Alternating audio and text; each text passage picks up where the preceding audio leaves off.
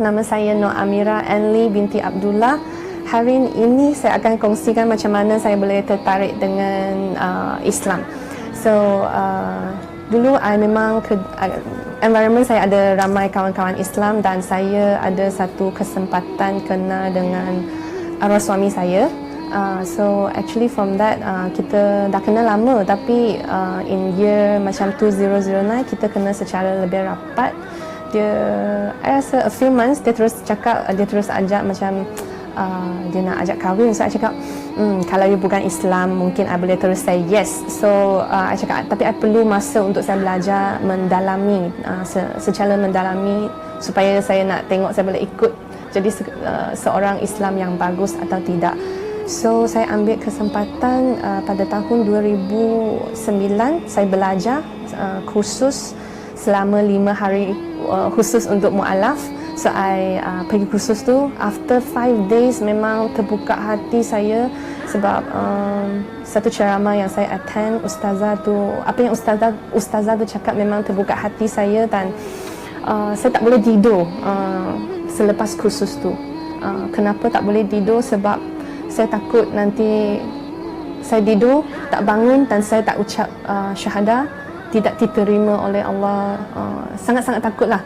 Walaupun masa tu macam it's just macam saya pun tak pasti dia betul ajak saya kahwin ke, tak kahwin ke. Kita tak ada tarik untuk nak macam nak nikah ke apa. So I just macam I tak tahan lah, tak sabar. Lepas tu after 3 days sebenarnya saya mengucap 2 kalimah syahadah dengan bimbingan ustazah. Lepas tu saya dah in year 2009 November saya menjadi seorang Islam lah, mu'alaf at that time.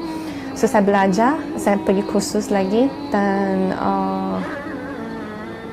cabaran dan halangan untuk saya mengalami sepanjang sebagai seorang mu'alaf after I revert become a Muslim.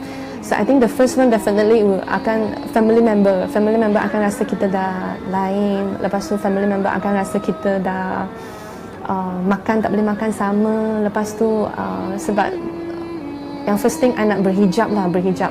Especially kakak saya, dia rasa sangat sedih. Dia rasa sangat sedih sebab kita dah jadi lain. Dia cakap kenapa orang lain tak payah pakai, kenapa you kena pakai? It's okay, you tak payah pakai. We are still a family. Lepas tu saya terang kat dia, walaupun saya pakai tudung, walaupun saya berhijab, kita tetap akan, we are still a family. We will not make any changes. Tapi itu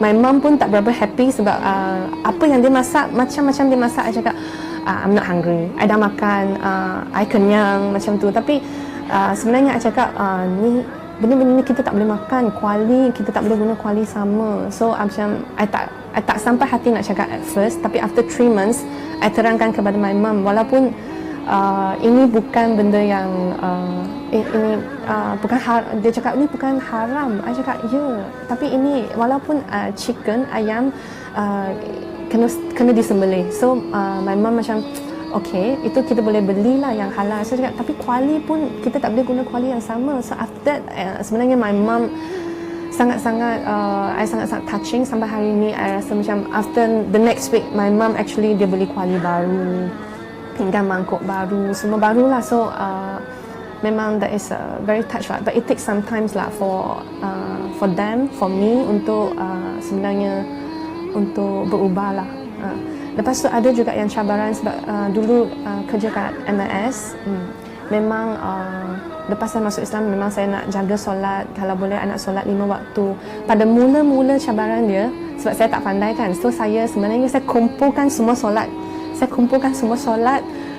Dari mungkin saya keluar subuh, I solat subuh. Lepas tu Zuhur, Asar, Maghrib, Isyak saya solat masa saya balik rumah. Sebelum nak tidur tu saya solat. Kadang-kadang saya solat sampai tertidur. Saya solat ini rakaat berapa? Saya solat sampai saya tertidur sebab saya macam mana saya nak buat. Tapi as time go by, I belajar lagi. Saya rasa macam tak boleh, itu kena solat di dalam waktu. So I decided to drive to work.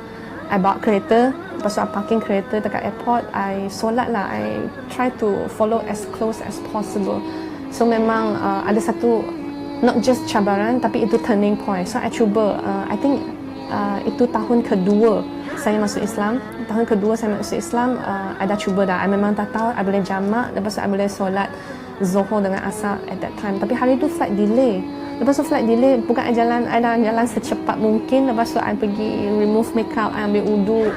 Memang masa tu I dah nak takbir, solat jamak Zuhur Asar. Lepas tu I takbir je, I dah dengar azan maghrib. And kat sana memang I menangis lah. I menangis sampai macam sedu-sedu, macam I feel saya sangat bersalah. I rasa macam Allah give me everything, Allah just ask me to solat, tapi I macam solat pun I tak dapat nak buat ke, padahal saya tahu dan kenapa saya tak boleh solat at that time. So macam I memang sangat sedih. Lepas tu I teruskan sampai orang kat surau tu semua dah tengok saya. So macam bagi saya jalan keluar lah, you know, give me, I believe, I yakin kalau I tak kerja ni, I akan ada rezeki yang lain, macam tu lah. And then after that, lepas tu the next year, after I masuk Islam, the next year I actually got married. Pun bukan senang lah kan, ada banyak cabaran. Maybe the misperception people towards mu'alaf, you know, maybe we are not enough understandings, but we just know each other in that for a few months. Lepas tu we have made the decision that we want to kahwin. Lepas tu macam